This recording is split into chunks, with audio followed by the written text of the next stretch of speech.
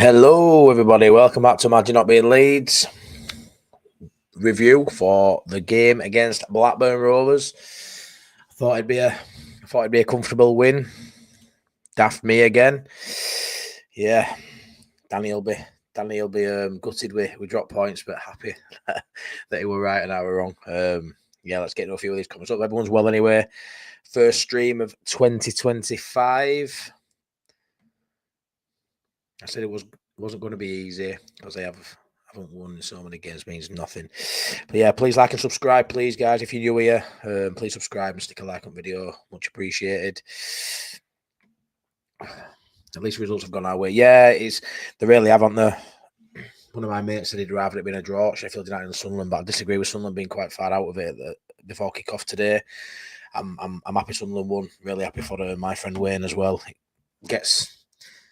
It keeps us 3 points in front. I think they've done it now. So, yeah, I'm buzzing with that. Brilliant result. Burnley dropping points as well. 0-0. Standard. Burnley really not being able to score a goal, but they're still there or thereabouts, aren't they? Hey up, Boss Nass. Hey up, Danny. Yeah, so let's get into it then. Line up. A lot of people were shocked. I'll be honest with you, I weren't shocked. I haven't rewatched my preview because I know I waffle on a bit, so I forget what I say sometimes, but I'm pretty sure I called the wingers and Pido to come back, and I'm pretty sure I called Ampadu to maybe come out for the rest as well. I've seen some content creators say they could see it being the end of Rothwell. Thought with Tanaka and Ampadu starting the last game, and I didn't really feel that big case. I felt like there'd be different games where it suits Ampadu to play, different games it suits Rothwell, Tanaka, vice versa. But I kind of think at home it's worked, so the lineup I weren't too bothered about. Like I say, it was a big shock to see Ampadu on bench for a lot of people, but I don't think we lacked anything with him being on the bench. I feel like it was a good move. You got to keep it fresh. Ampadu's back from a lengthy injury, and he's played loads of games in such a short space of time. And we all know how good Rothwell and Tanaka have been, so I didn't see nothing wrong with that. So yeah, I'm happy with the lineup. I can't really complain. I will say, before I get into the game, I always call Joseph to start over Pido because it works better, although I think Pido should be starting currently, if that makes sense. I just think the dynamic works better. In the ideal situation, that it's different in hindsight, but if you'd have known after 70 minutes you were 0-0, you'd want Pido to come on instead of Joseph. You'd have wanted... So I've seen a few people, when I've been browsing social media the last few hours, saying about the subs, yeah, there's some taking Solomon off was scandalous. But I've seen a few people mention that they weren't really happy with bringing the wingers back in, James and Solomon. And why didn't they keep Ramazani and Nonto playing after they started the last game? But I feel like that was just rotation for Derby. I don't feel like you can say that Solomon and James didn't deserve to play this game. But what I will say on the other side of that is, at 70 minutes again, you'd have rather Solomon and James be coming on, wouldn't you, if it were 0-0? It's one of them. Like, certain subs are working this season. Solomon, James and Pido all work off the bench. But you can't keep them, off the pitch for 70 minutes and just rely on them for the last 20 minutes. It worked at Derby, got us out of jail. I always say Pido's deadly in that last 20 minutes. Unfortunately, he comes off today. I'd have liked to have seen Pido stay on if they were going to go two up top. Why bring Bamford on? Why not bring a Ramazani on, leave Pido up front? With Matteo Joseph, but yeah, we'll get into subs anyway. Let me just get through a few of these chats. But I thought the lineup, to go back to lineup, I thought the lineup were all right, to be fair. Solomon's sub was controversial. Yeah, it was strange subs. It really was, mate. Solomon was best player on pitch today, when let's be fair. You called it. Yeah, I thought I did, mate. I thought all the changes at lineup I thought I'd called it in my preview. I'm pretty sure I had. Evening, lads. Evening, Tom. Well, Joseph not ready just yet, I think. Yeah. I mean, he won the penalty. He looked lively. I thought Joseph looked the better of the two out of him and Bamford, but I don't think it's hard playing with Bamford, to be fair. He looked lively, but he ain't going to impact a game as much as a Pido does off a bench. But you can't leave Pido on bench for 70 fucking minutes for that reason, can you? That's what's frustrating. Say today you're taking Pido off the pitch at 70 minutes when that's when he comes into his own. So I'm not even blaming Pido for his performance today. It was so hard to get him into the game. So difficult for him to do all. He tried. He held ball up at times. He tried his best, but it was just difficult. They just nullified most of his attacks, didn't they? So he just couldn't get ball today. Scooby says, I wanted pretty much the same team as last game and switch for Hull. However, our fullbacks looked tired in the last game. I was always too risky playing Byron McGinn. Yeah, I mean, I don't think he had much choice. I mean, I'm going to touch on the Schmidt thing. I think there's more to that than meets the eye. I think you just don't fancy him for whatever reason, because it's getting a bit ridiculous now when you look at fullback options this season. How many opportunities had to play Schmidt, and he's just not getting a look in. I didn't check lineup. My mate Priestley checked lineup before the game, showered it out, and I couldn't remember what he said about subs. But I asked him after the game because I couldn't work out if he was warming up or not without clubbing on. So with Schmidt on bench, he went, yeah. I went, why ain't he looking at him? Why ain't he looking at Schmidt? Fullback options, you've got Vober coming on. Yeah, he can play left back, and he's fucking doing sound. He's Vober. I can't knock Vober. He looked really good when he came on, but he's naturally a centre half. Then you've got Ampadu, who's central midfielder who can fill in at centre back, but now he can fill in at right back. It's crazy. He must be sat there thinking, what has he got to do to get a game, to be honest? But none of us too greedy and slow. Michael bang on with Nonto there. He looked lively. He got the ball. He got a lot of the ball in Nonto. But yeah, very greedy. Held on to the ball way too long. Kept on cutting back inside, sort of dribbling with it, not wanting to give easy pass. So out of form at the minute as well. No. Ceiling he's got, talent he's got, he needs to sort it out because he's so out of form. So out of form. Crazy Ramazani didn't get on today. Can I just say that? Crazy. And I know 2 subs I think were forced by injury, but still Ramazani, he scored in Bernabeu last season and he can't even come on at Ellen Road against Blackburn. It's crazy. Also, Solomon played well and it seemed crazy to take him off. Mate, he was the creative spark in a game that didn't have many creative sparks. I mean, I thought Aronson played well today. I'm not even going to dig Aronson out, but you know what it's like in games like that. You want a little bit of quality. He hasn't always got it, but I thought Aronson played okay. I thought Dan James tried. It just won his night. But yeah, it did feel crazy at that moment, Solomon. Apparently, obviously, I was at the game, so I haven't seen the footage on the TV. Apparently, we're kicking off or they weren't happy, storming off. And I get that. He was best played on pitch, and I don't know if I could notice if he looked like it before. I thought he looked fine. I don't know if he got a knock. By all accounts, he didn't. It was a strange sub, it was. But on the other hand, he's got to make offensive changes. He's got to take someone off, and he fancied to keep James on, which, can you knock him? James has been the form winger in the league. But so Solomon, he had to take one of them off. He had to try and affect the game somehow, didn't he? You know, when you've got Ramazani not on bench, you've got to take someone off to bring someone on. And I just found it crazy when you look at hindsight again. You can look back and go, "Why didn't Ramazani come on?" I find that blows my mind that Ramazani didn't get on the day and he chose to play Bamford instead. Could have kept Pido on with Joseph and brought Ramazani on for me. That'd have been better. More creative sparking in and around area than as well. He was just in the house, not needing resting so much. But right now, they could do the rest. Yeah, he's got options there. He's got Gilavogi as well. He could fill in. I mean, you know, I don't know why he don't get a bit more of a look in at centre half. Joseph's all over. Joseph's all day long. But yeah, Bando, yeah. You know what it was? He came on, and honestly, I like to speak my mind, but I've got to be careful sometimes what I say because you can't take it back, can you? But I had Bamford's biggest fan. And when he came on, I was gutted. And it's awful to feel that way about a player that plays for your team because I love Leeds United. I'll always back everyone. But you know, when you just want January to open and him just to go and just go play football somewhere else, Patrick. You know what I mean? I don't want any more moments where it's not nice. Don't get me wrong. At Ellen Road, the fans sing his name I've never known anyone mess up as much really and get so much support. I think maybe online abuse he gets that he goes on about in this podcast. Maybe it's a lot online. I don't know. Maybe it's all online, but at the stadium, honestly, he gets so much love for someone. Yeah, he tries, he puts himself about, but I don't think he's got it in legs anymore. But it just feels like he's carrying him. He feels like it's just a dead weight, just a position on pitch, just wasted when he comes on. Don't get me wrong, there were 2 up top. We were trying to get the ball into the box towards the end of the game.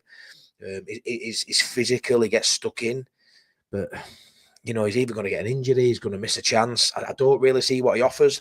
I like that Farke sort of did a plan B, came up with a bit of a plan B. Let's get some big lads up top and try and get ball into them. But for me, Pido staying on would have worked miles better. And I know it's getting later on to the game and he's getting tired, but so is the defence, you know.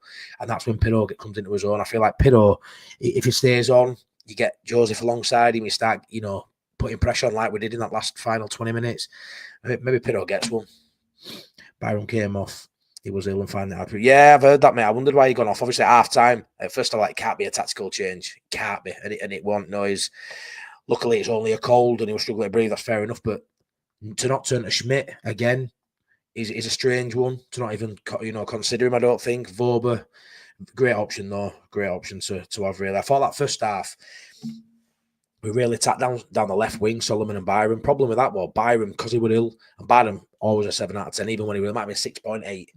I would say 6.9, just a magic number. But he still did all right today to Byron.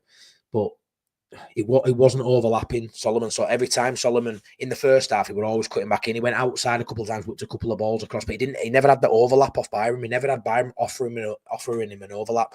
So when he get the ball, he either had to cut back and pass back, or try and cut inside, or try and beat the man on his own. He didn't really. He got that when Voba came on while Solomon was still on pitch, but he didn't get that with Byron. So what I sort of felt was, why aren't we going to right a bit more? Because that first half, Dan James, they couldn't get Dan James in game really at all. There was one time where Bogle played ball through and he crossed it in, and it almost resulted in a goal. But that right hand side in that first half wasn't used nowhere near as much as left. And we know Bogle can overlap. We know Bogle and James have probably got the best synergy, the best connection, best partnership, I think, on our flanks, especially, maybe even at league. The mint when they're on form, them two are great. And I feel like we didn't utilise that right side nowhere near as much as we did in the second half, when Bogle went off. And then we're playing Mort at right-hand side when you've got Ampadu trying to support James, which I just didn't understand. So he got so much more ball, did James, in second half. And he had Ampadu who also couldn't overlap. So I felt like that, a couple of injuries really impacted how the game sort of went. Richard Hogan-Schmidt hasn't played enough to be thrown in that game today. He needs to build up. It's not simple. No, I get that, Richard, but when's he going to build him up? I totally get that. We've seen him play minutes fucking weeks, months ago, and when's he going to build them up? Do you know what I mean? I don't get when he's getting these minutes. Like, how's that not a game today where he gets 20 minutes? I don't honestly. I just can't work it out, Richard. See, he's had minutes 2 months ago. He doesn't seem to have built up. He started, 4 minutes, 5 minutes, 8 minutes. I don't think he's played more than 10 minutes, 15 minutes max. When's he going to build him up if he never plays him? Great, mate. Yeah, up, mate. Hope you're well. Sheffield United lost. Yeah, I've just watched it, mate, before I come live. Buzzing with that. Really happy for Sunderland. Keeps things interesting. Keeps us honest all at top, doesn't it? Yeah, brilliant. I mean, Sheffield United are in bad form. Really bad form. Couple of long-term injuries for them. Harry Suter out, they'll go away and concede 2 today. Usually got a really good defence. Burnley beaten, I think it was 2-0. They lose 2-0, 2-1 today. So they're conceding goals again now, which is great. They're not prolific up top either. So yeah, watch your space. Hopefully, this is the start of Sheffield United's demise, I hope. But it's coming in January, and I fully expect them to go put the neck on line on and spend some money. You want attacking fullback? Why bring Amps on when you have to? Yeah, it's a weird one. In certain games, you would look at Ampadu, wouldn't you? Even though he's nowhere near the right back, but he's filled in there now. We now see him as maybe the third choice right back behind Bogle, Byram, and then Ampadu. But away from home, yeah, maybe 1 up. Yeah, I get that. At home, when you're trying to score, it was a strange one. But all I can say on the Schmidt thing is, you say he's building his minutes up and stuff like that, and yeah, he probably is. But when it feels like he's stopped playing him now. What's happened? Does he? I mean, we don't seem so. I've got to back Farke, and I trust Farke 100% with this squad. I trust him with my side to get us promoted. I'm sure a lot of you guys do, and he must be seeing something in training. We saw it last year. We were all saying at certain times, why ain't Charlie Cresswell getting a game? Why ain't he getting a game? We don't see what happens in training. We really don't. It might be an attitude problem. It might just be not clicking. I don't know what it is, but I think it's more than just building him minutes, because he isn't building the minutes no more. And he's good enough for that. Every time he's come on for 5 minutes, 8 minutes, 10 minutes, he's always impacted games. Isaac Schmidt, he's always looked decent option. And when you've got you've got 2 fullback positions in the same game, having injuries, and he still don't come on, and you're playing a centre half at left back, and you're playing a central midfielder at right back, and he can play both positions to a European level because he's played in Europe for St. Gallen and scored the day before we signed him. It's an unusual one, but I'm not going to harp on too much about Farke with that one, because, like I say, he sees him more than we do. But it's a strange one. It's obviously a talking point. We're still on course for a gap. Yeah, we are, mate. We are. People will say, "Oh, it's annoying. Burnley drop points and Sheffield United drop points." It is annoying, yeah, but we still drew. We drew. We didn't lose. That momentum still carried on. 10 points out of 12 over Christmas. Fantastic return. Away at struggling Hull, we win that game. 13 points out of 15. It's championship winning form right now. I got really annoyed with the away form because there was a pattern there. There was somewhat building there, momentum in the wrong way there. You could see we were really struggling, and we needed to stop that bleeding, stem that bleeding. There ain't a problem at home. That was just one of them games. And I'm not one of those people who generalises it ever and goes, it's just one of them games. a lot of people are doing that away from. You can't win every game. Problem with that is we weren't winning any games. This is at home. It's a different feel. It's a different feel for me. John Eustace, like my thumbnail shows, he is Daniel Farke's kryptonite. There's something about where he sets up. He's just got Farke's number. Sometimes in life, I used to go bowling with one of my pals. I could beat him everything. He used to go bowling. He beat me all the fucking time at 10-pin bowling. Didn't matter what I did. He wasn't even good, but he beat me every time. And I go with someone else and I get a better score and I beat them. I go with my mate Danny, beat me every fucking time. He used to boil my piss. Sometimes there's just someone who has your number. And I tried to look at the positives. Blackburn, I won't 1-3. The form slipping. Yeah, they've got a great manager for this division, but the players aren't that good. They've got bleeding. What's his name in midfield? We used to have him. I can't remember his name now. His name eludes me. Lewis Baker. They've got bloody Lewis Baker in midfield. They haven't got Tom Camwell playing. When I found that out, I'm like buzzing. I'm going to win this with ease. Nah. John Eustace. That's probably. It's not the best side I've seen at Ellen Road, but it's the best organised side, the most organised and well-drilled side I've seen at Ellen Road this season. Defensively, off the ball, the way they move. Perfect. You could see Leeds were playing. They didn't have a choice really. We were playing with the ball in front of their defenders for all that first half, and that's our tactic, side to side. The tempo weren't there, which was our fault. That's our problem. They don't dictate our tempo, we do, and that was our problem today. I think I'd rather give them credit than diss us today, if I'm honest. But I think our tempo is our problem, and we didn't have that. But I could see we were trying to coax them out a little bit. We're trying to let one of them jump out line to try and beat him. You know, we wanted one of them to press to us and beat him and go on the attack. That's what you've got to do when they're sat so deep. And don't get me wrong, it weren't the deepest low block I've ever seen. You know, it weren't proper part of the bus job. They were just well organised. The midfielders knew where to be. The wingers did. They're really good. And what I like about John Eustace is he made an attacking triple substitution where he changed both wingers and the striker, his full front line. With 15 minutes to go, the time will lose me, but I actually like that about him. I like how he sat, really, you know, well organised, well drilled, and then fuck it, we'll give it a go for back end. And to be fair, I think a draw was a fair result. A draw was a fair result today. Any word on Bogle injury? I heard it was just a dead leg, mate. There were worries that it was a hamstring problem, but apparently it's just a dead leg, so he should be all right for weekend. There we go. Danny said that anyway. Philip Anderson, hi mate, I am really annoyed with Daniel Farke bringing on Bamford. Such a stupid stuff from Daniel Farke. Philip, yeah, I don't know what else to say to that, mate. I saw him coming on. I really had to double take that because I just couldn't believe it. I could see subs getting the gear on. I'm looking over thinking that's not Bamford, surely. That ain't Bamford. And yeah, it was Bamford. It's literally, people say I ain't got a plan B. His plan B is put Bamford on.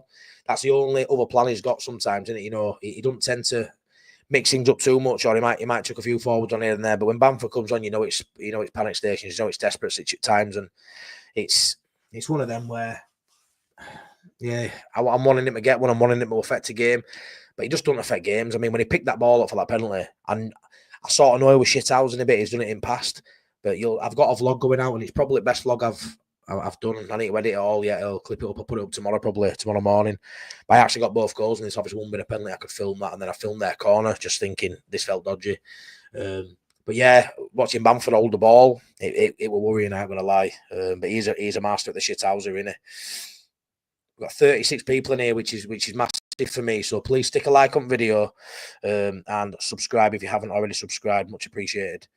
Hey up PSF, I hope you're all right, mate. What have we got to do to get rid of Bamford, and why are Leeds singing his name? Mate, honestly, I don't understand it. I don't get the love he gets. Love him or hate him, yeah. I don't understand how some I know you've got to support your players. Maybe that's what it is. PSF, maybe that's what it is. I don't sing his name. I do struggle with Bamford. He's wound me up more times than I can count to remember, really. But stands, you know, it came from South Stand, I think, and then thousands of people singing his name, you know, dude, and I'm just like, I just can't go along with it. And if he scores, I'll come on here and I'll say well done. And to be fair, I don't think he was shit when he come on. I just don't think he does much. It was just an awkward body in and around their box for that, you know, however long he were on. But yeah, honestly, I don't know. All I can assume is that just rather than digging him out or not saying no. They're sort of just thinking, well, we've got to get behind him. Which I'd rather sing his name if it meant we were going to perform. But I don't think if you sing his name, I don't think he's going to perform. If you boo him, he'll perform. If you take the goalkeeper out and give him an open net, I still don't think he'll fucking perform. I think he's done, and I want him to move on now before it turns sour for certain people if it hasn't already, and just go play football somewhere else. But we'll obviously have to replace him. But yeah, it was a strange one. Philip Anderson, I've just seen something about William Bamford having a disagreement. He probably did. Willie probably disagreed that he were coming on, to be fair. On Leeds Bros, hey up my mate. Thoughts on Solomon being subbed? Yeah, crazy. Best player on pitch today. Only one really showing quality. Out of the two, you'd probably took James off. All I can think is Darren, that is, like we've said before, James is the form man in the division. After that, you'd probably say Solomon's right up his arse now, wouldn't you, if not past him? But that's all I can think. It's an odd one because we scored a goal in first half. Dan James is the guy you want on because you know that space is coming at some point. He's going to be getting behind. He couldn't get behind today. And then with Ampadu tucking in at right back, he weren't given an overlap. So that all Dan James could do was get the ball. And he was tired. Try and beat him on outside on his own because he's got no support, or cut back in with left. Whereas Solomon can go left, can go right. Solomon looked deadly all night, to be fair. I mean, some of those balls, that ball he played across at Dan James just couldn't get on end of, were fucking beautiful. Like, he's looking class now with Solomon. And look, I tell you what, you've all got egg on your face. Anybody that said he needs to go back in January, and that were only said beginning of November, mid-November, people were saying that fucking 5 weeks ago. He needs to go. Go bollocks, man. What a player Solomon is. What a player. He's playing to a level now that if he can maintain this, he's your X factor. He's the guy that gets you promoted. Like, he's playing that well, is Solomon. And it's been building steadily. It's not happened overnight. It's been a steady build with Solomon. He started really well against Hull, got an injury, setback, came back and he was shaky. He weren't at it and he slowly built with some appearances. Farke's handled the Solomon situation brilliantly, probably until tonight. He's not someone who plays 90 minutes for us. I don't know if that were a factor. You know, Dan James has got that engine. He probably can do 90 minutes, as we saw, but I suppose he had to make, thing is, Darren, he had to make some offensive subs somewhere. So it was either him or James coming off, or both. The Solomon one annoyed me, but I was more annoyed that Ramazani got no minutes and Bamford got minutes. That annoyed me more. I'd have probably been bothered if James had come off, but he had to make some sort of sub. But when you look back in hindsight now, it's shocking. I think if we score that penalty and win it, I don't think anyone mentions that sub, if I'm honest, even though there were a lot of raised eyebrows and ground. There people near me saying, why is taking Solomon off? But they might have said the same if Dan James had come off, because he always gives you a chance, doesn't he? Gavin Parry, we need a new striker, business end, not far away now. Yeah, we do. We do, because for me, Piro's better off the bench. Joseph isn't really cutting it from the start. In an ideal world, Gary, I'd have Bamford moved on. I'd have Joseph down to third choice, and I'd have someone partnering in Pero for shared minutes with Joseph coming on, sparingly when we need it. But I do love Joseph, but yeah, it's just not happening. But I don't want to get too bad with strikers. I do think Piro's sound. Piro were good today. Just he didn't get the service. He put a shift in. If the ball would have found him, he'd have put it away. He would have done. He'd put that penalty away if he'd have been on to take it. He's still a decent player, he's Piro, but I feel like the other two options at minute are probably doing it. But I did think Joseph put himself about today. I'm going to dig Joseph out. I thought he came on and he won the penalty. He was dropping deep. He was winning balls. He was doing okay, but he ain't going to impact a game like a Piro does off a bench. Having said all this, a draw ain't so bad. I thought last game would be like this, and last late goal. Overall, we're fairly lively. We've last 20 options. We made a few chances. Yeah. No, we did, mate. And yeah, it's not bad at all, pal. We're top at league. It's a draw. We probably thought we were going to get a draw in one of the away games and maybe win this one. But I haven't heard a massive outcry after this game. It's a shame. And I can see with interaction on here and the numbers that there's a lot of people wanting to talk about it because there's a lot of talking points in this game. But what I will say is it's 2 points dropped, yeah, by the manner of the late goal. But that form we're in now doesn't halt with a draw at home to Blackburn for me. The hard work we've done to turn that away form round has been a bigger accomplishment than failure of this game. I don't see much in this. It's John Eustace. A lot of people thought this would be a tough game. We expected this sort of result for the Middlesbrough game, but we smashed them. But that was a game where there were a bit of jeopardy and worry. And I'll be honest with you, it weren't the most entertaining this game at all. I enjoyed watching us try and break down a well-oiled unit. But I tell you what, I know we didn't come out of 3 points, but I fucking love that last 15 minutes, including injuries. I love that last 15 minutes. That were brilliant. You'll see on my vlog that I put out, I was going nuts. Then I was pulling my hair out. It were brilliant. Emotions were, because I didn't really get off my seat for 80 minutes. It were rare. There were only a couple of flashes where I sort of got up. A referee, it was shit. A referee got me off my seat a few times. A few F-bombs shouted at referee, but it weren't an exciting game. It was an interesting game to see the concept of how they were going to set up and how we were going to try and counteract that with the manager having this bit of rivalry that they try and play down, but it's definitely there. I mean, Farke now has only scored 1 goal in 4 against Eustace, and all of the 4 games have been with inferior opposition on Eustace part, and we've scored 1 goal in it with a penalty. Away at Birmingham, yeah, we had Geld out playing, we had Shackleton playing, but we still had good players in that side. The game, Nonto refused to get on the bus, but that game lost 1-0 to a late penalty that shouldn't have been a penalty, but we still lost. Blackburn at home, Schmodic's late goal, breakaway, beat us 1-0. This season at their place, penalty, beat us 1-0. 1-1 today, and we had to score from a fucking penalty, which just goes to show you how good he is at setting a side up. And they are inferior. They've got a couple of good players. They have got good players. That Dolan's a good player. They've got some good players, but they're very championshipy. They're probably never going to get out of this division. I can just see him being here forever. Very championshipy. They're having a good season, but that's down to the manager. That is down to the manager. Birmingham shouldn't have sacked him. Like, it's scandalous. He's such a good manager at this level. He's let us down so many times for the better of Leeds in his own career. Yeah, Philip, bang on, mate, bang on. DF loves Aronson, never seems to take him. Yeah, I mean, I will look at that today. Like, Aronson's played really well. It was a game today where you needed a bit of quality.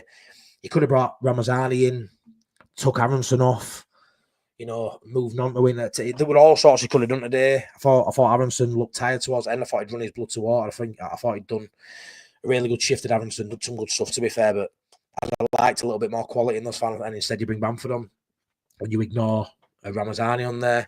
You ignore leaving Solomon on and maybe taking Aronson off. I mean, Aronson ended up out left at one point, non-essential. Why couldn't he have left Solomon on there and moved Aronson off and put non-essential? There were many stuff. It's a game where Farke's at fault in this, although I do think a lot of credit's got to go to Eustace and Blackburn. I really do.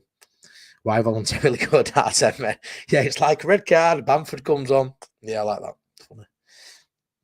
Today, but seemed tired. Likely Hull will be the same, but presumably he will switch back to change he made for Stoke. I'm not too sure. What he'll do, will be fair, in terms of lineup for that.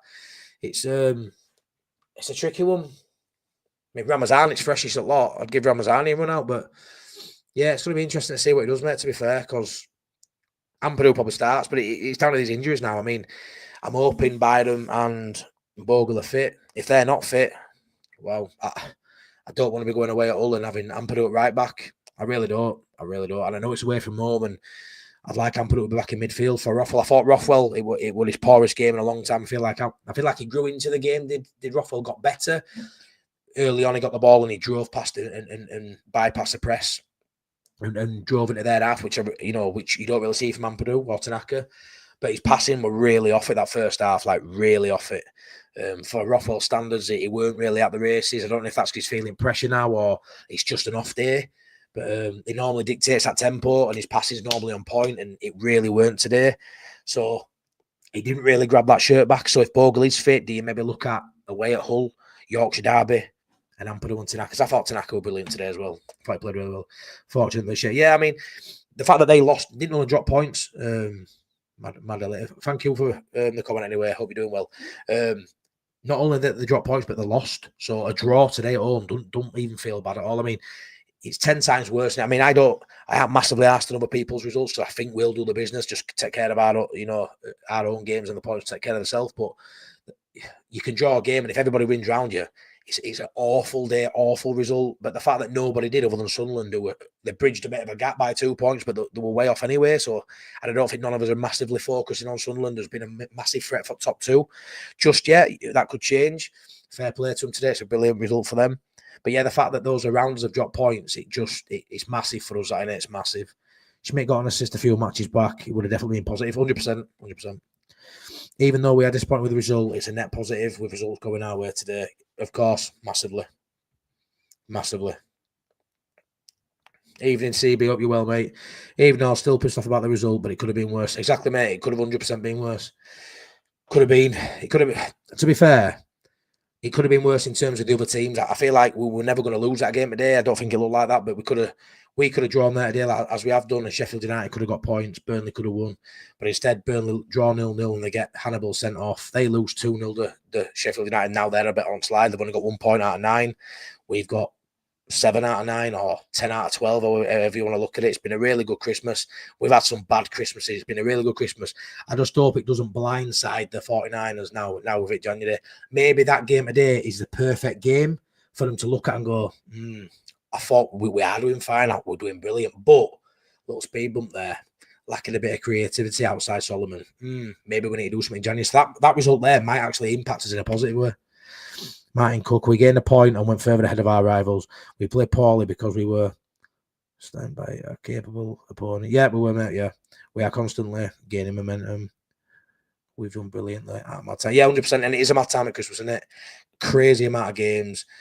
It's just a slog in professional football, isn't it? This time of year. So for Leeds, you can't argue with that points return. It's brilliant for us. It's absolutely brilliant. I'll catch up tomorrow while I'm bringing my son across to Wicklow tomorrow to his mum's. I live in Clare, so good 3.5 hour drive. Oof, Fergal, Kelly. Wow. Okay, mate. Take care anyway, mate. But yeah, hopefully you'll enjoy your drive with me waffling on in your ear. Cheers, pal. Have a good night. Thanks for coming on. Yeah, Danny, Fergal, drive safe. It's a long drive, is that? Scooby, bloody weird defending again for Blackburn goal. Yeah, we've got Pascal and Voba marking nobody. No Blackburn. Yeah, you know what it is, Scoobs? Really annoying that. We Luke's first header, we Luke's second ball, and it's just Ricky. It's poor. We're really composed at back. I don't like Melia getting flack for it. I say he's flapping around. I don't know. I feel like it was a really good delivery. Right to back post, very Arsenal-esque. It comes to back post, he gets an header on it. You know, I don't like how Nonto were marking that bloke. He looked 6'5" or something. The guy who won the first header comes back in, and when he gets that first header, it's trouble. It's panic stations, and just such a scrappy goal. It's so disappointing, you know. To be fair, it cancels out a penalty. We didn't create enough to probably win game. We nearly got away with one there. You know, a penalty erased by a shit goal from a set piece. Evens shared, honours shared, really. It's probably a fair result, if I'm honest, as much as we almost got there. And obviously, I'd have preferred the 3. It would probably a fair result and reflection for me. Let me know in chat if you think I'm talking shit with that. But I don't think we quite did enough to deserve the win. I thought the way they set up and played, they executed their game plan better than we did, I think.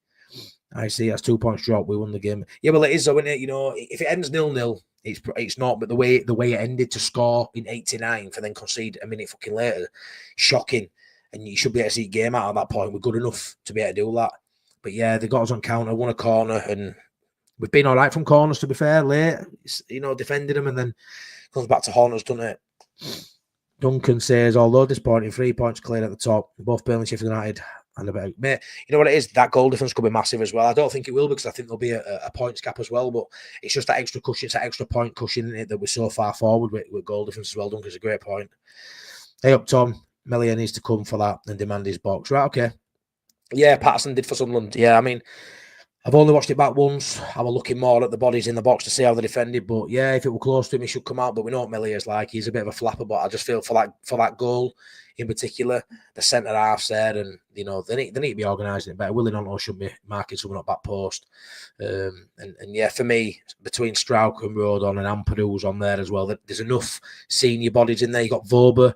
A tall lad. He's better than having Firpo at left back in terms of corners, defending corners. I feel like I'm going to look more at the defence and Melia for that one, but I might be wrong with that. And a 5'3" player. So yeah, there you go. That's what I mean, Danny. Yeah, that's what I mean, mate. Yeah, it weren't great, that. Richard Hogan. Schmidt has had issues with the hernia. Farke doesn't want to throw him in too deep. Schmidt should really have come on after 60 minutes. Yeah, he should, mate. There's been games he could have brought him on, Richard. There has been games. If he needs to build his minutes up, he's not going to build them up sitting on benches. He needs to start giving them more. If we have a similar position at Hull, then he should get 30 minutes. He will start v Harrogate, but it'd be nice. It might not be much of a test, no, but it'd be nice to give him a run out and see what he can do. I mean, we don't even know his best position. Is he a right back, a left back? Is he a winger? He's played fucking everywhere, really, hasn't he? But He's played everywhere and not played at all. It's a crazy one with Schmidt. But yeah, even if it's Alligator, even if he gets no at all, I want to see him, start against Alligator, show us what position he is, and see how he fits in there, regardless of opposition. I want to see how he moves. I want to see if he can get up and down those flanks, which I think he can. I just want to see what he's all about because we haven't seen enough of it. There's something that has happened with Daniel Farke and Schmidt. Not sure, but it's going to get sorted. It's got to get sorted for the better of Leeds game. But yeah, Philip, I think there's something. I'm not saying they've had a fallout, but there's just something not right there. It's just bizarre because he was getting minutes, like Richard said, he was getting minutes to build up his, before he gets to start. We've seen it with Solomon, we've seen it with Ramazani. He gives people 10, 15, 20 and builds it up, and then you get your chance. You do get your chance. If you're good enough, you get your chance. And it's like he stopped giving him minutes now. So what's happened? And now... Look at the options. Look at how many injuries we've had at fullback this season, suspensions, injuries, and he just don't trust him. He plays people out of position, square pegs round holes. When you've got Schmidt there, who I think can play there, I don't even know at this point. It's weird, Danny, particularly as Farke played in defence, and it's happened to us a few times. Easy. How many managers will have Farke's number in the Premier League, mate? A lot of them. Easy, probably a lot of them, pal. Because John Eustace definitely does, doesn't he? Definitely does. Richard says Blackburn came for the draw, and their form meant that they could sit and do their job. Yeah, well, that's how I think they deserved a point. I think it was a fair assumption to say they deserve a point because they executed their game plan to perfection. They didn't want to win game; they wanted to come and do what they did. They didn't want to concede. They'd have probably been happy with a 0-0, but they get the goal, they get the moment. And Blackburn fans are singing E-I-E-I-O up the Football League. We go like they've won league. It's scandalous, really. But I understand it's a great point from the mighty Leeds United, but. Really, I thought he was a defender. Oh, well, I'm wrong with that one then still. Can't wait to see the Wilder press conference. Yeah, I'll have to have a look what I got for you. I was worried Bamford would take the penalty like many others, I suspect. Yeah, mate, me too. I will go in Garrity. Put that fucking ball down and walk away. That's what I was saying. I was going nuts. I think they must have had a disagreement. Yeah, something's happened. Right. Wasn't utilised because there was no space for Dan James to run into. It probably would have been worth starting not on the right, although given his performance today, probably better not. Yeah, he's not playing. His form's gone out the window, hasn't it? His form's gone totally out the window. But yeah, it's one of them games, isn't it, where Dan James, we know that's running behind. At Ellen Road, we don't tend to have it as much, but it can still affect games. Can Dan James? He's better now standing a defender up and beating him 1-on-1 than he ever has been. He doesn't always just need the ball behind. But I feel like on that right-hand side, him and Bogle do have good synergy, so I get your point with that 100%. Solomon don't play that way, so you can give him to feet, but I also think Dan James can, and I feel like it just gets too predictable going down one side. Look, fortunately for Leeds, Solomon's I almost said world-class, but Solomon's like such a talent at this level that you can give him the ball every time. The other side can know what's going to happen every single time you get ball. It don't mean they can do it all by. We saw it last year with Somerville when he was on his hot streak. It didn't matter. You knew we were going to get the ball. He still made something happen all the time. And that with him today, I'd just liked a bit more variation in that attacking that first half. I just feel like Dan James just didn't get nowhere near enough ball. Yeah, he does need to give Schmidt a chance. Smash the like. Yeah, please smash a like and subscribe, please. Much appreciated. Russ Third. And hey, Russ, hope you're well, mate. Get well soon to former Leeds loanee Jack Budland, who has been admitted to hospital with what was being described as significant internal bleeding. Oh, wow. I hadn't heard that, mate. Yeah, get well, Jack. Yeah, not good at all. Solomon didn't want to come off.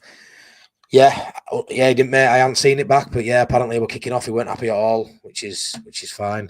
I want to see that passion. I'm not one of them who, moan and kick off, but I want to see that. Remember at Sunderland when Thurper went down to no fuming after Melia dropped that clanger. I'm all about that, mate. I'm all about that. Well, he was brilliant, bright spark. Can't believe he took him up. Yeah, he had to impact it somehow, didn't he? He's trying stuff, but yeah. So, honestly, it was so good today. So good today. I'll be honest with you. I didn't think there were many bad performers, if I'm honest. I don't think anyone played shit. I just feel like they just nullified us. It was just a tempo. We talk about tempo all the time. Tempo just weren't there today. And that's on us. That's not on Blackburn. Like, we could have moved the ball quicker. We were going side to side a lot, trying to coax them out because they were sat back. We could have played those passes, just that little bit quicker. And we didn't. Just joined the show. Hey up, Stephen. Thank you, mate. Hope you're well. I think we got what we deserved today. We didn't go enough to win the game. Not enough shots on goal. Yeah, honestly, no real. Yeah, there weren't, mate. A couple of flashes, weren't there? Solomon whipping ball across box. A few flashes.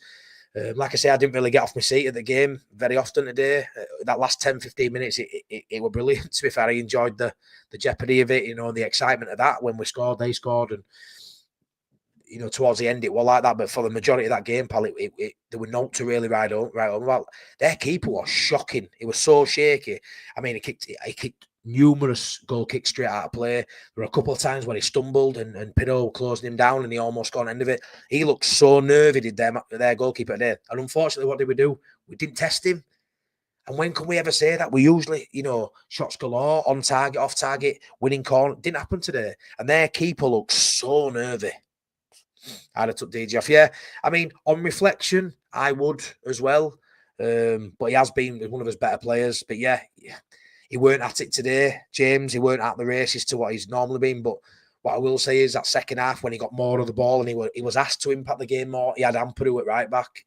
He didn't have no overlapping runs. Do you know what I mean? Where Solomon, if he'd have kept him on, he had Voba. I could only see that side getting stronger. But unfortunately, they took him off. Then all the pressure sort of mounted on James and go do something. And he had no support. He had to keep coming back inside. It just didn't work for him. James was way off it today, which pains me to say. Yeah, we do love him, don't we, mate? But it was hard for him today. It really was hard for him. No space to run into. Like I say, I don't think he's just about that anymore. I think he's got more to his game than that. But yeah, especially towards the end of the game when he had so much ball. He only had Ampadu, mate. It was so difficult for him. Easy. The problem with trying to tempt the opposition out of shape, if it doesn't work and makes you play slow, I don't think Farke can get us up. I don't know if Farke can get us up, but I hope the 49ers don't let him take us to the top two. Out of the top two. Yeah, he'll get us up, mate. I can't read that. I can't actually read. Yeah, he's one of them, like, playing slow like today, which I do think's on us. I think they set up really well, but we can still impact how we play. We can still impose ourselves how we want to do that, and we really didn't do that today. The tempo definitely dropped, but I don't know why that happened today. But yeah, it was definitely evident there today that it were nowhere near where it has been for the last few games. But they are going to be tired as well. It's a lot of games, isn't it? A lot of games like Christmas period. They probably had to peak so much for your Stokes and your Derbies away. Maybe it's that. And I know it's a shit excuse because Blackburn have got, played as many games as well. But maybe it was that, just a little bit leggy. Just didn't have that energy today to go for it. Only Leeds bros. Bamford needs to go badly to 2025 and we're still having the same conversation, taking massive chunk of the wage bill. Bring nothing to the table for us. Yeah. Like I said, all he is an awkward body in box, isn't he? And he was an awkward body in box. Like, he really was, but we know what he can and can't do, and there's more that he can't do than can do, isn't it? So, yeah, I agree, pal. If we get a new, tall, prolific 9 in place of Bamford, we had dead certs to win the league. That's what I think. Yeah, I'll be honest with you. I think we dead certs to win the league anyway, but I totally agree with that Diggler. That's just that final nail in coffin for everybody else if you go get one like that for me. But it's so hard. It's so hard to get someone at this level, and in January, whoever we go for, they're always going to be looking at thinking, am I going to get minutes? When you've got someone like Ramazani getting 0 minutes today, it's always going to be a back of a player's head coming to Leeds United, especially mid-season when you ain't got pre-season to get into his thinking. You're going to be weeks and weeks to build up, so it's a difficult one. Richard, if we could find a 9/10 in January, then we would be good. Need a goal scorer who can play both positions. After today, probably needs to be looking at full-back cover, yeah, which is crazy because you think we've got enough full-back cover, really, wouldn't you? But yeah, I'd say full-back cover is probably a must now. I don't know how bad Firpo is now, how far away he is. I thought he was back in January, but Firpo, it seems to be getting those injuries back in his game, a few suspensions. Voba's never always fit, is he? So Byram, same. So you could look at that left side and go, definitely need someone there.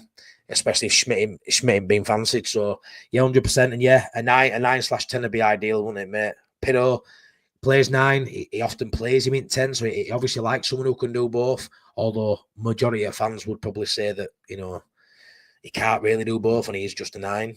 But Farke obviously thinks he can do both to a degree. But, yeah, I'd love us to get someone who could float between the two. A draw is okay, but when is Farke going to rest Aaronson? Yeah, I don't know, mate. When we get another 10 in, that's all I can think of. That's all I can think of when we get another 10 in January, if we get another 10 in January. But crazy today that for me, I might be slightly wrong with this, but for me, it looked like that last 10, 15 minutes, Aronson moved out to left and Non-Tro came on central with James on right. Why? If Aaronson's moving position, if he ain't playing in 10, just take him off. You know, if you're playing him on wing, play a winger on wing. How many people say to me, you can't play someone else in 10 other than Aaronson's a 10. You can't play a winger in 10. Yeah, but why did we play a 10 on wing then for the last 15 minutes when you've got Ramazani on bench? That's crazy. Oh. Right, just one. Hey up, mate. Hope you well. Blackburn just play to be hard to beat. Yeah, they do. And it's working. They're playing to the strengths.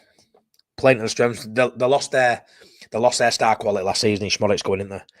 I can't profess to know what the team's like, really. I don't mind some of the players. That Dolan looks good on right. Their number 10 looks a decent little handful of a player, but play at the strengths. The strengths are set up well, strong to beat Danny Bamford back, strong championship defender, used to play at Wolves. Fair play. There's different ways to play football, isn't there? Different ways to play, and they're playing it well. For them, Blackburn, the 5th in league or 6th in league, punching above the station. John Eustace does that as a manager. He brings sides, mid-table sides, and gets them playing at a higher level than what they probably can, and we know all about that. Eustace sets up his sides brilliantly well. Typical championship manager. Yeah, I think he's better than a typical manager, to be fair. I think he's probably better than that. I think he's a really, really underrated manager, and he deserves a top job. Some people will say Blackburn is a good job. You know, they won Premier League many moons ago, but I think he deserves a better job than that. I feel like he should be really challenging. I think he's a really top draw manager, and I think his next move might be a bigger job like that. You know, I really do. Tom, if you could sign one of, who would it be? Buendia, Kelleher, Sirkin, or Hamer? Probably Hamer. I'd say Buendia, but I'd have Buendia and more like that. I love Buendia, love him. But if you were giving that list, Hamer's not going to come, obviously. But yeah, if I could pick out of them, mate, if it's just pick one of them, I'd be Hamer because he's fit. He's brilliant. We wanted him.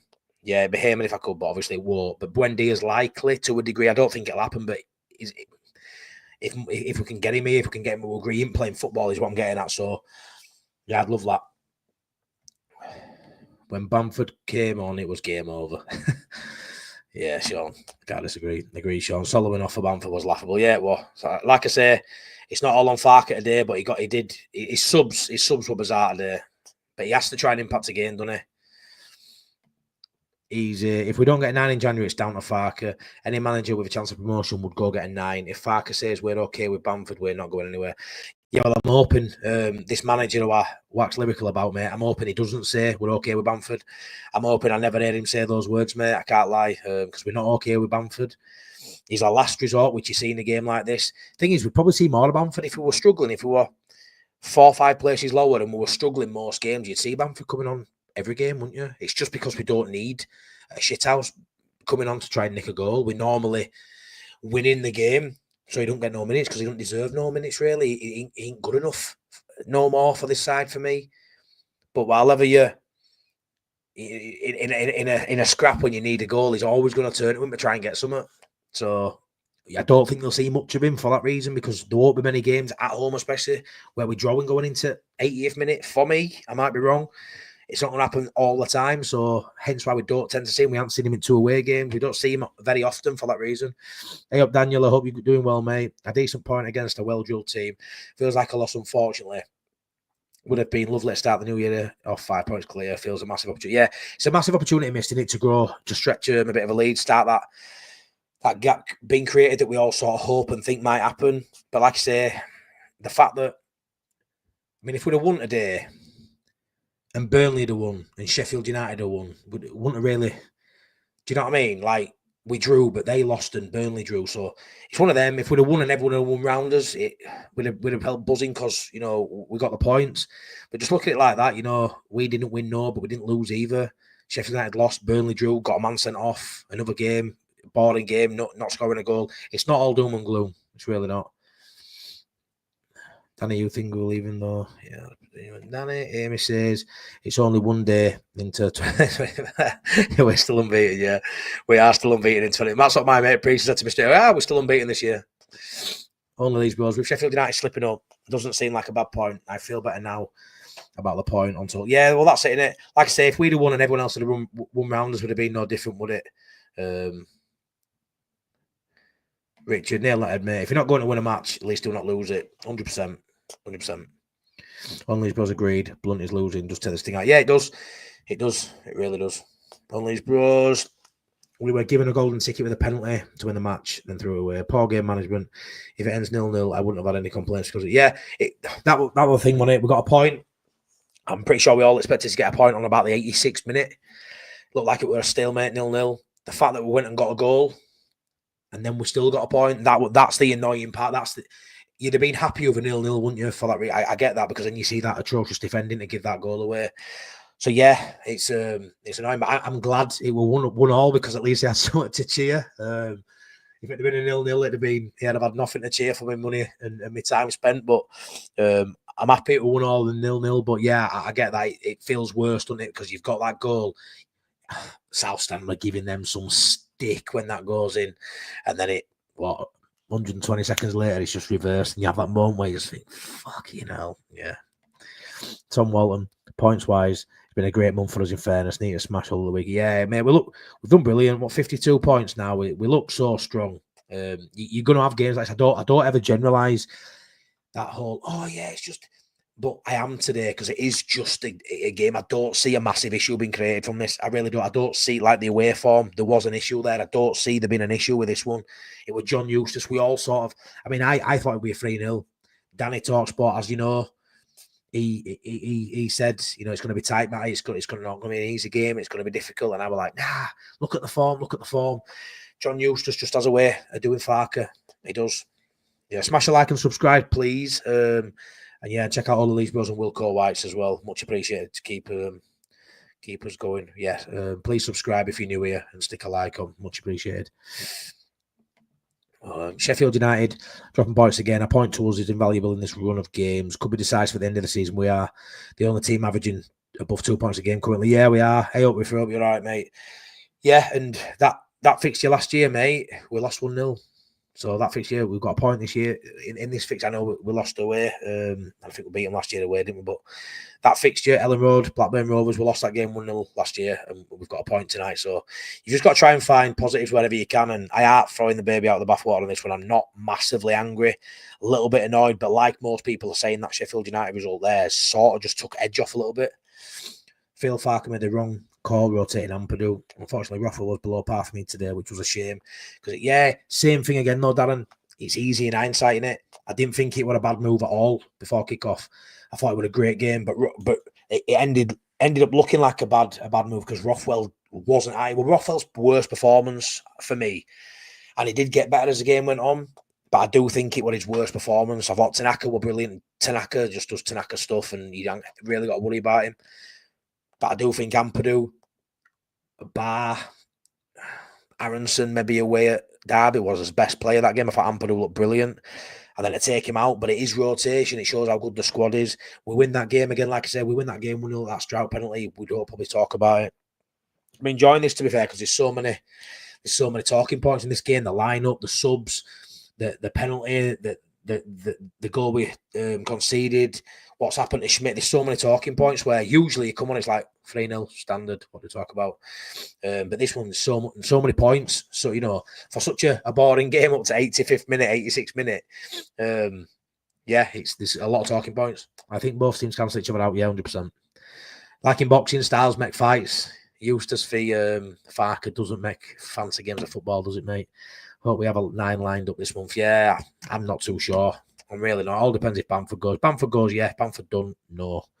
Should have kept Solomon on my man at match. Yeah, mate. Solomon could have gone off at half time and he'd been man at match still. He was that good. He's right where you want him now.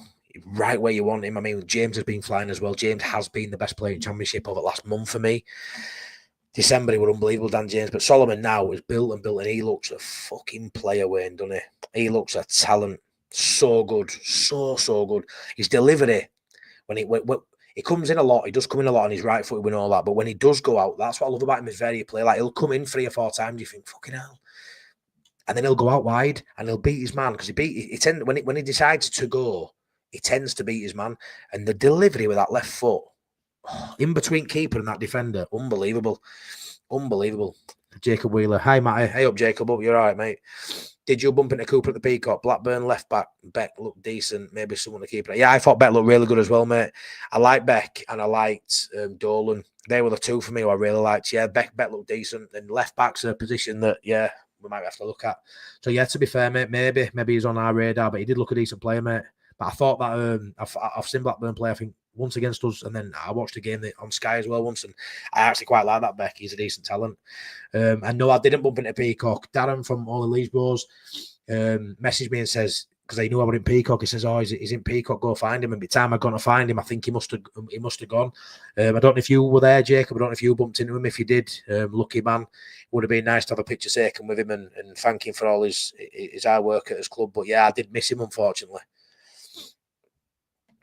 Agree, Wayne. Look, the only one with the quality to open them up. Games like that, you need that today. Paul Call from Farke, yeah. And he can't get it right all the time. Let's be fair, Darren. He's got his subs bang on this season. There's always going to be odd time he don't get it right, and that was one of them. But like I say, he's got to take someone off. It's just, in hindsight, you look back now and go, yeah, he should have took James off. But yeah, it's one of them. You shouldn't bring players off that are creating chances, yeah. You know what it is? When you're not creating chances, that's when you want to worry. So when you've only got one player creating the chances, why take him off? You know, because then it then become you had two strikers in box with no one who could find them. Like, if you look at that, whether you like Bamford or not, if anyone's going to find him in that game, if anyone's going to, put it on a sixpence where Bamford needs it, really, he might still miss, but he needs it on a sixpence. It'd be Solomon, wouldn't it? Today it would have been Solomon. You've got two men up front who are going to, they're both sort of, well, Joseph's mobile, he moves about, Bamford drops deep and tries to impact a game like that, but ultimately got two nines in box, and you've took your main man off who were delivering balls, while 9 once on a plate, at least 3 times today, were just fizzing balls into the box. The fact that he was pissed off when he went off probably goes to show me he wanted to continue. He was fit enough to continue, because I was thinking maybe he's got a knock, maybe he's just looking leggy. Although I didn't see that myself from the stands, but yeah. Yeah, I know, mate. That's what blows your mind even more, innit? I mean, if you take Solomon off and he brings Ramazani on, are we having this conversation as much? Possibly still saying he shouldn't have brought him off. Yeah, I get that. But the fact he came off and Bamford comes on, if it's a like-for-like swap with Ramazani for Solomon, you sort of understand that. They both play on left. They're both fighting for that left-hand side. And I got that sub, whether you'd agreed with it or not, I'd have understood that, rather than bringing Ramazani up right for James or Solomon over. And it'd have made more sense just if Solomon's going off and Ramazani's got to come on, no. But for Bamford to come on and get those minutes, crazy. I mean, what Ramazani sat on bench thinking, he's coming on, is Bamford and getting minutes when I should be. Schmidt's there thinking, fucking hell, you've got Ampadu at right back and you've got Boba at left back, and I'm just here not doing anything. Crazy. When we were lucky with the other results today, yeah, they did, mate. Like I say, that's been a massive plus for us. Certainly changed the mood for me a little bit as that. Have to call it as you see it, Wayne. Love Bamford to bits. Back in the Prem. But right now, it's gone beyond belief he's still here. And for me, it's really tarnishing his time at Leeds. Yeah, it is. Although, Darren, honestly, the fans love him at stadium. I don't know if it's just we need to get behind him because he's a confidence player, and if you don't get behind him, there's no point in it. I don't know what it is, but they get behind him in stands. It's unbelievable. Unbelievable. Yeah, we are still top, mate. That's where I am with it, David. That's where I am with it. I don't want to say I'm not arsed. I'm fucking arsed. All I cared about is Leeds United outside my family. I'm so invested in this club. But I'm not worried. Let me put it that way. I'm worried with this performance. Preston away worried me. Blackburn away worried me. Games like that really got my tip. Bristol worried me. This didn't worry me at home because I think we're so good at home. I don't think we'll get beat at Ellen Road. We weren't at it today and we didn't look like we were going to get beat. But I didn't ever today think we were going to lose that game. I just didn't think we'd win it. Just to remind everybody, Bamford isn't going anywhere in January. Nobody will take him, especially with his wages. Discuss this with Danny. Might be able to do something in the summer, Richard. Yeah, I agree. The only way we do something for Bamford going in January, mate, is business-wise, it's probably bad business for Leeds in terms of we'd have to probably pay all his wages or 50% minimum of his wages for him to go play football elsewhere. Are Leeds going to want to do that? Because the whole idea of getting rid of Bamford is to bring someone in who to use that money to bring someone in. And are you going to be able to bring someone in who potentially could be third choice? No, you might as well just keep Bamford in there, who's at third choice, who can't do no other than just sit on bench and play when he gets given minutes. It's an Arden. Whoever we get in January are going to take 5 to 6 weeks to get up to. Yeah, Danny, 100%. That's the problem, innit? That's why I really wanted him in now. Blackburn part of the bus. Yeah, but they're very good at it, mate. It were banging between lines, pal. It were really good. Really, really good. Richard, he be gone in summer. Should have been gone. Yeah, Darren. So should Firpo. We are offering a contract. If they weren't offering a contract, yeah, 100% with Firpo as well. Be interested to see what happens there. Michael says Blackburn also got a draw away at Burnley earlier in the season against their local rivals. Blackburn play Burnley at home on the weekend. Yeah, but how typical would it be that Blackburn go and get beat 2 or 3-0 in that game? You know, I want to. Obviously, I'll be hoping that Blackburn can do a similar result against Burnley there, but it wouldn't surprise me if they didn't. You know, I know it's a rival; they should get up for that. They obviously get up for Leeds United games like we're a rival as well, don't we? Like Yorkshire, Lancashire, but it's not even that, is it? Eustace, Farke, it's not even that, is it?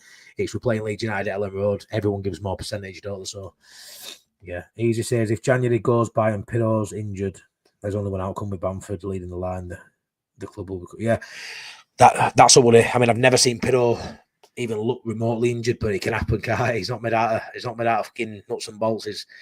He's a human being, mate. And if he gets injured, we are up shit's creek. Like, you're relying on, you know, a 21-year-old kid who looks like he can't lead the line, and then Bamford. So, yeah, we're knackered if that happens, pal. 100%. We're getting injury there. We're up shit's creek without a paddle out, really. And DJ, yeah, well, they didn't offer, like you said, they haven't offered Firpo. No, that's going to rumble on. But I really think they need to give DJ a new contract because we can say today he had an off game. If you want to say that, that's fine. He weren't at it to his normal level. No, there's reasons for that, but there'll be teams looking at him now. 100%, 18 months is no. They need to get him, you know, another 3-year deal for me, for Dan James, get it sorted. But we were fantastic in defence today. Draw was fair result though. The penalty was soft, to be honest. What do you think? Yeah, it did look a bit soft. I mean, I've tried to get a good angle and I've watched it a few times. But I sort of am going to say it's a penalty, to be honest. He got there slightly head at ball. I feel like it looked a bit like defender might have even pulled his foot away, but at full speed, I feel like you've got to give that at full speed. Whether it won or not, I don't know. He's definitely done well with that as Mateo Joseph for a young lad to make it look like a penalty. But for me, at full speed, it was a penalty, and I've looked at it a couple of times. I can't really. I don't think I'd mourn if they'd got that, but I can't really get a good enough angle to really. I haven't really looked at it in detail to say if it was or not. But for me, at full speed in stadium, it looked like one. I've watched the highlight back and I thought, yeah, I can see why it's given.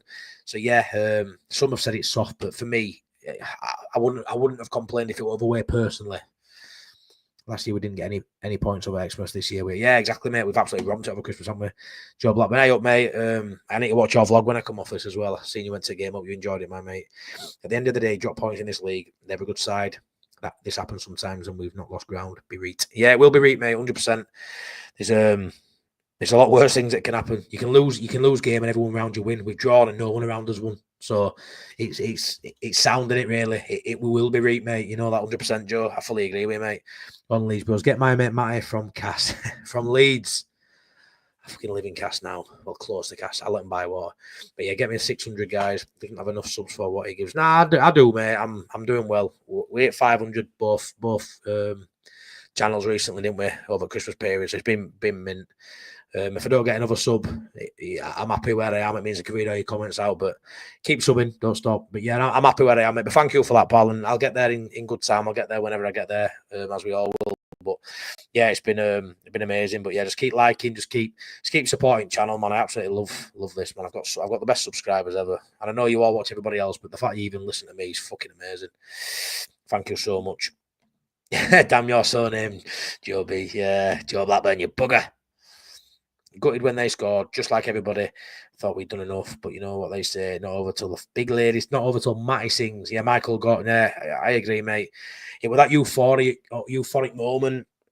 And you celebrate the goal, look, then you always turn to there. Well, I do anyway. I turn to their fans and and then give us it right back. And you know they're going home jubilant. They're absolutely bouncing. Honestly, like the league. Fair play to them. Fair play. Hey, at least some Blackburn won the day, right? Yeah. Joe B was the goal Melier's fault. I ain't going down that route. I'm not going down that route. I don't think it was his fault. I think when we scored, should have run back and been ready to celebrate the goal afterwards. Yeah, it's one of them, innit, mate? What's that saying? You're most vulnerable to concede when you've just scored or something. And it'd never been more evident than that. Danny, Matty, mate, I'm biggest Leeds Rhinos fan you'll ever see. I've been to Wembley and Old Trafford every final we've ever got there. I want a season ticket at Leeds Rhinos. Like, fucking, I've been to fucking hundreds and hundreds of Rhinos games. So pack that in, you bugger. You bugger. Darren wouldn't pass.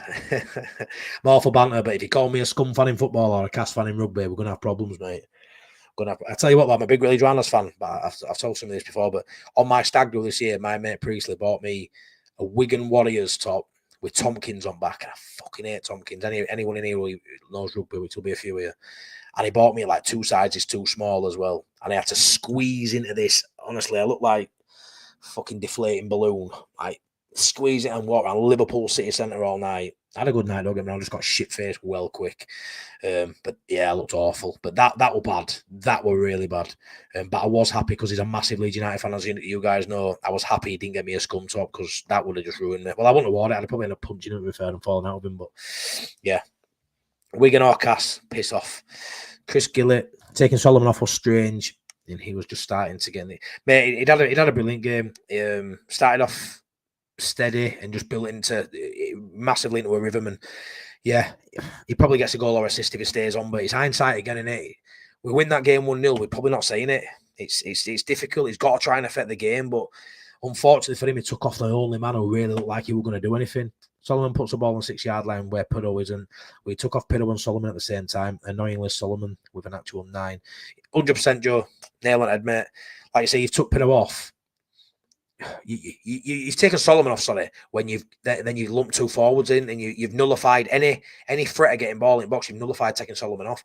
Pirro, for me, should have gone end of these. He weren't in the box when these deliveries were coming in, which were annoying. But for me, Pirro should have stayed on that pitch, and if he were going to up top, partner Joseph with Solomon still on left, because Solomon, he looked so likely to do something. You know, that ball he played across for Dan James in second half, fuck me. Like, so unlucky with that one. That's such a good delivery. That he's just all quality. This level's just the joker we've got him. Did you think the penalty was soft? No, I didn't, mate. No, at full speed, mate, which is all I had to go for the game. And I've watched it about once. At full speed, I thought it was a penalty. I think Farke said he wanted a left foot on the left, so I bring Vober on and I leave Solomon. Mate, I thought Vober did really well when he come on. You know, I never thought he was a left back. He looks brilliant. I really like Vober. He had an header towards the end of the game. He fizzed the ball across that we got the penalty from. He had a really good shot at 1-1, nearly got us win. Near post, keeper saves it.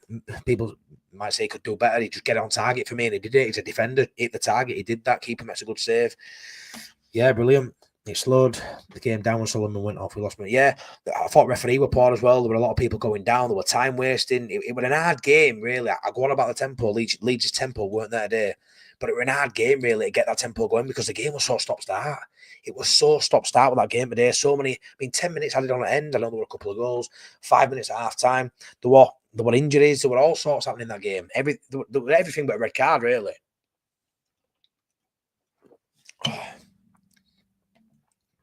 Chris says, Bamford off the bench is never going to make a difference. If he starts games, all we need to... Yeah, he's never been good off the bench, mate. Never been good. He's not good really at all, but off the bench, he's never impacted the game off bench. This is no excuse for their goal, but some peeps have stayed that on the corner. The lad switched off, presuming the ball was going on. Maybe, yeah. It's no excuse, so is it? Oh, but paying 50% of Bamford's wages isn't the wages he's on. It's the wages before the 60% reduction. Yeah, I know, mate. I know. I'm sure he's on 35 grand a week now after the reduction. I'm sure he was on like 70-ish. He's on about 35 now. For me, we're going to have to pay maybe half of that to get him off his wage. Well, to get him out of the club for January, but I don't know how much Farke wants to do that. I think Farke, as a third choice, don't mind Bamford. Because you remember he's third choice. I think Farke doesn't mind him, in my opinion. Nobody in, nobody out for me and Jan. That's what I think will happen. Not what I want. Yeah, I've said this before, mate. I think they're going to look for a 10, but I would not. They might even have to look at fullback at option that I bring someone in. If he doesn't deem Schmidt good enough, which is mental. But yeah, I've said him on my channel before, Michael, that I could easily see as having a January we did nothing, which would be unbelievable. But Burnley are struggling at home. When do we play Sheffield United? I'm not too sure, mate, to be fair. I'm not too sure, David. Can't wait for that one, though. Nice Yorkshire derby. Be nice if it were tomorrow, wouldn't it? Well, not tomorrow. A weekend because of the poor form at the minute. Quick reminder, Bamford scored our highest number of goals per 98 of all our players last season, including Somerville. Hate him for the injuries, but he's had no time this season. He'll be fine. Yeah, well, he did. I can't argue with stats. But yeah, I don't think he's got it no more. That was last season. I know people will say, well, what have you got to base it on? He hasn't had many minutes this season. But honestly, Joe, I just feel like we're 12 months further down the line with him. And I don't think he's got that in him now. If he starts him 3-4 games in a row, which I don't see happening, I'm sure you don't, then maybe he can prove us wrong. But for me, training, he ain't doing enough in training. He ain't looking good enough in training. And, you know, if Patrick Bamford were that good, he'd be able to get in front of Joseph for me now, because Joseph ain't looking amazing.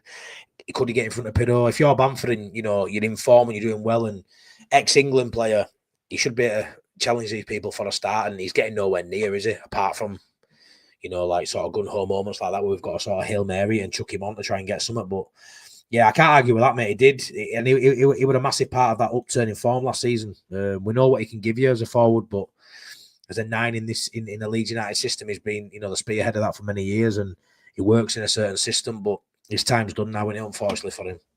I don't think Bamford will go this season or next. Yeah, well, some people have said that if he get promoted, his wages go back up to what they are. He's never going to get more money than what he's on at Leeds United, is he? So it's a fair point, and maybe he'll just be happy to sit there for money. It depends what he wants, doesn't it? It depends what he wants. Does he want to play football? He probably don't trust his body enough to push it and play football. He might as well sit playing minutes like he's here and getting 70 grand a week, I think, Prem. Because what's the point in saying, right, I'll take 20 grand a week less and go play football, and then he gets injured and he's sat on bench not playing anyway on less money. So what's the point? I sort of get that. Danny says, I've seen the replay. The player got ball and momentum took him down. What, so you don't think it would have penned, Danny? It's fair play. I mean, it was tight. It was just so quick. So quick. But Joseph did enough to make it look like it would have penned anyway. Michael says, Matty, did you know the only Leeds bros before you started the podcast channel? As it seems you both started your podcast at the same time with the same amount of subs.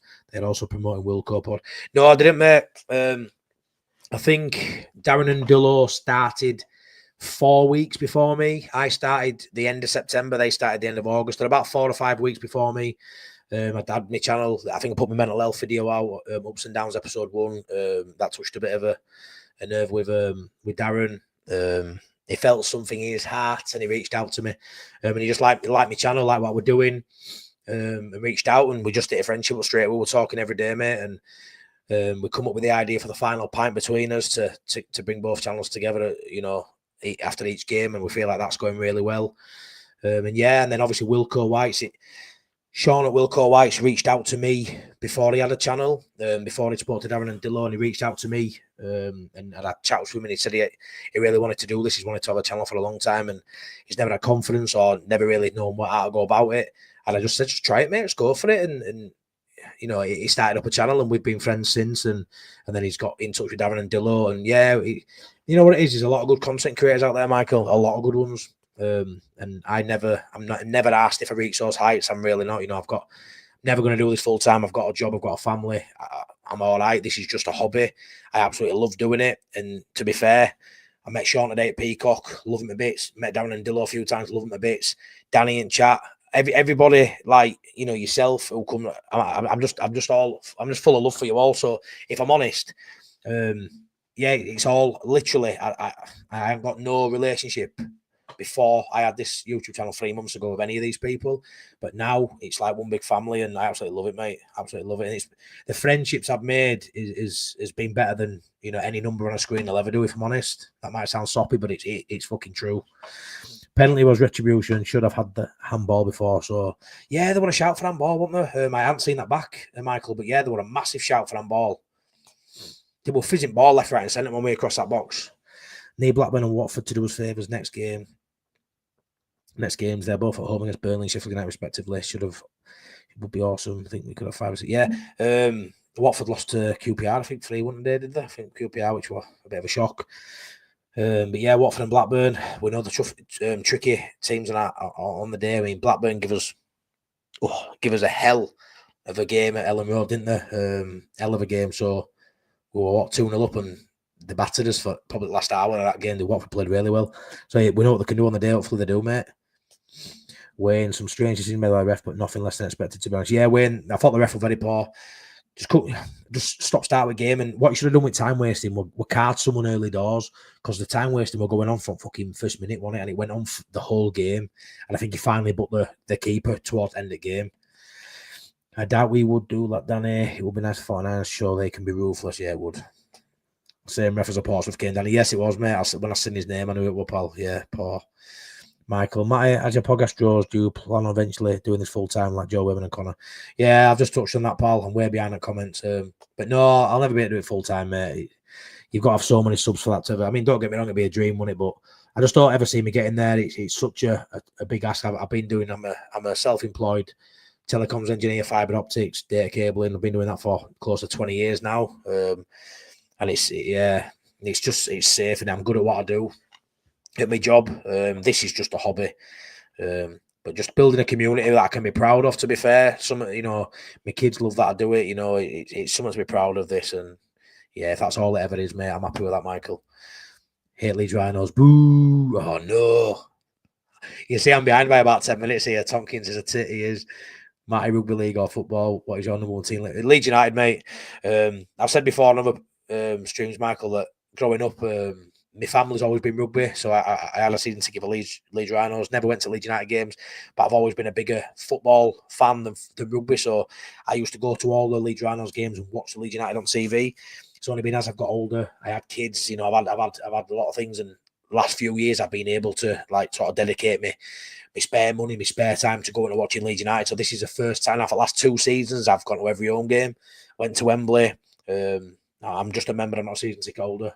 And yeah, it's like now going forward for the rest of my days, I'll be going to Welling Road whenever I can get a ticket, which hopefully is every game. I sit on my own, go with my pal, but sit on my own. So yeah, I love rugby league as well, but the game's gone a little bit shit, a little bit soft for me. If Farke doesn't play Schmidt in the Harrogate game, there's something seriously going on.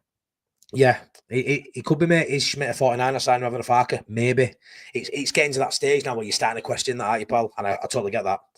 Interesting fact about today's game. Why did Birmingham City ditch Eustace? Fucking no idea. Because I thought Wayne Rooney were an exciting name, didn't they? Because I thought it was an exciting name. John Eustace isn't an exciting name. It's John Eustace. Wayne Rooney. Whoa, Wayne Rooney. And they've got, Tom Brady and all that, and glitz and glam of Hollywood, and yeah, idiots. Absolute idiots. Michael Timpot Club, that's why. Look where they are now. Yep, massive. Only 2 matches last season, Bamford had impact from the bench. Stoke away where Bamford won the penalty, and then he missed. And QPR, and then he got their keeper sent off for. He was in the dark arts. He's good at them, isn't he? Bonkers decision to sack Eustace when he were Birmingham in the playoffs. Honestly, ridiculous. They're still in this division if you don't sack him. Mental. Bamford played his part in getting Leeds a penalty today, laying it off to Joseph. Yeah, he did, mate. It was a great ball by Vober. Yeah. I mean, he was in the box. He was making nuisance of himself, wasn't he? He was. Can't deny that. We are carrying Bamford and Millie, Charity FC. Ooh. Farke out Rooney, ain't only joking. Yep, good job. Block. Where would this team be in the Prem? Struggling, probably, mate. Struggling, to be honest. I think we've got some great players. But yeah, we're not Prem level just yet. We need some additions, pal. We'd be down there with the sides that went up last season, to be honest. I'll be doing my first video since August after the window shuts. Rating both transfer. Oh, Danny, I like that. I like that, mate. Can't wait for that. Cannot wait for that. CBU. Imagine if we go up and Man United come down. Nah, mate, I don't want to come down. It's guaranteed 6 points for us next season, and points are going to be hard to come by. It's a guaranteed 6 points. But yeah, imagine what fucking happened. But it's just fun seeing them struggle, mate. Man United just been outside Europe for scum is massive. Finishing 8th, 9th, it's a failure. The fact they're gonna finish fucking 14, 13, 15, whatever it is ridiculous. Regardless of the deadwood, the shite they've got in the team, the fallouts, the managers, whatever, it is ridiculous for the money they spend on players and the wage bill. It is funny. I don't want Bamford anywhere near the pitch so bad, even versus Harrogate. I want Joseph. Yeah, I'd like what you really want is Joseph up against Harrogate, Sean, and to bang a couple of goals to get that confidence and that momentum started, don't you? Playing Bamford up top, if he scores 3 goals, what are you getting from it, really? So I agree. All Huns are we? Oh, Hunslet. Is that a Hunslet top you've got in your picture? Go on, lad. Hunslet Hawks fan. Yeah. Wayne, follow Leeds for football, Hunslet for rugby. I follow my local. I love that, mate. Absolutely love that. Not wrong with that, pal. Shame Sinfield didn't get rewarded. Mate, yeah, I've heard, Richard, there's something to do with you can't get knighted for 5 years after an MBE or something. I don't know how true that is. It feels like there's got to be a legality to why they can't, because it's actually mental. That guy deserves fucking keys to City, fucking have keys to my house if he wants. He can have, honestly, he should be able to have everything and more. He's my hero, is Kevin Sinfield, and I'm sure it's everybody's. What a guy. When I used to live in Oslo and do this 49ers have money. Yeah, I think so, mate. I think so. They don't need to spend, really, do they? We're almost there. As you look at us now, we're probably going to do without in January. We're probably going to be fine. I couldn't tell if it was penalty from the stands. Yeah, me too. Michael got used to love rugby league, Matt, but don't like the system on promotion and relegation regarding public feels unfair lower clubs. Yeah, I like the game, or what the game used to be, Michael. I don't like the way it's going. The contact issue.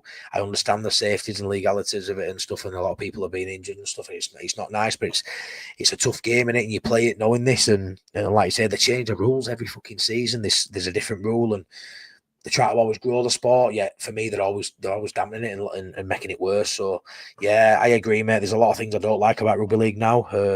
But yeah, I was a massive rugby league fan. I still watch all Leeds Rhinos games, but I used to watch every game, of everybody. I don't do that anymore. Going to be an interesting window, 100%. Jacobs and me and my dad couldn't see if it was a pen. Yeah, I mean, at full speed, it looked a pen. The way the guy put his foot out, the way Joseph's leg went out, it looked like a pen. But it's hard to say. Could you imagine Notts Forest winning the league? No, but I could imagine them getting Europe, which would be mental. Fair play to them. A couple of years ago, they spent all that money on all them players, didn't they? And it just took Chris Wood, didn't it, to turn him into world beaters. Crazy. I tell you what, Prem's looking. I know Liverpool are top, but forget about them being top. It's looking like one of them. So when Leicester won league, obviously Liverpool are top, so it's not Leicester winning it. But that they only won the league because so many sides were like fucking shite that year.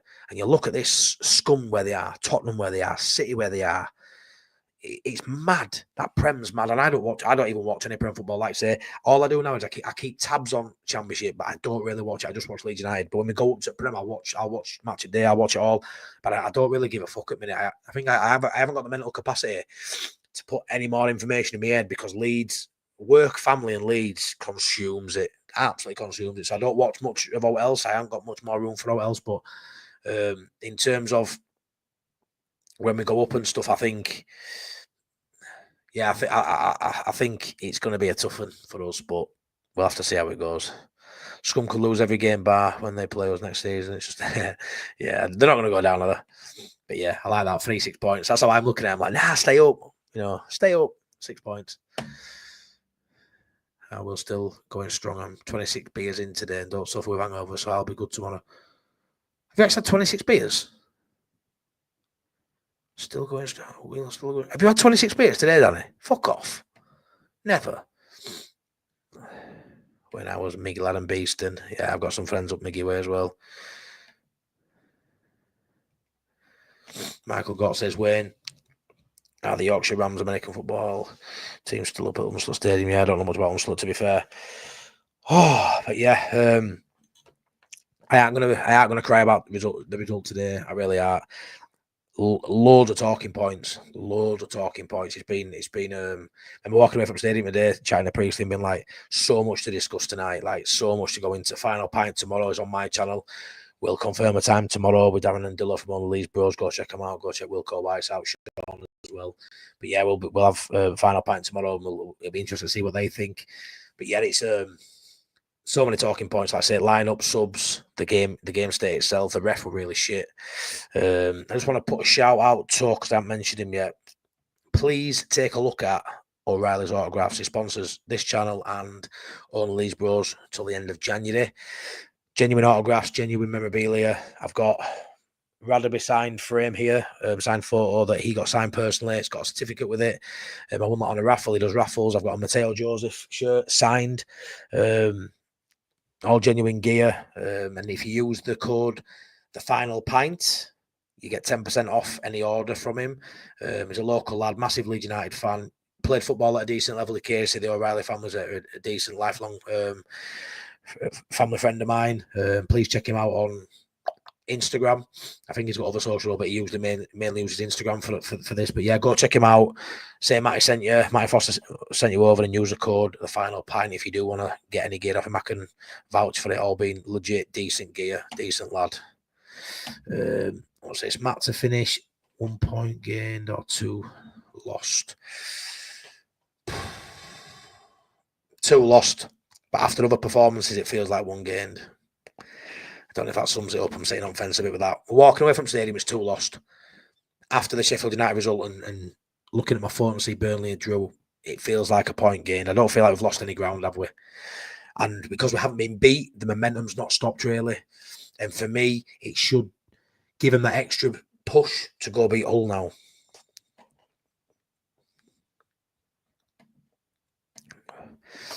Yeah, cool. But yeah, so yeah, I think I'm going to leave it at that. I've got through what I need to get through. I've absolutely loved it. If you haven't already, stick a like on it, please. Please subscribe if you haven't subscribed already.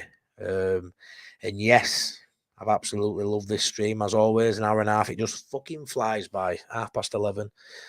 Yeah, I'm gonna call it a day at that. Thanks so much. Like I say, like, subscribe, do all that stuff, notification bell, all that stuff. Much appreciate you being here. Thanks so much. Take care, everybody, and I'll see you for the Final Pint tomorrow night. Thank you very much, Michael Gott. Thank you. Take care, everybody. Good night. God bless. Love you all.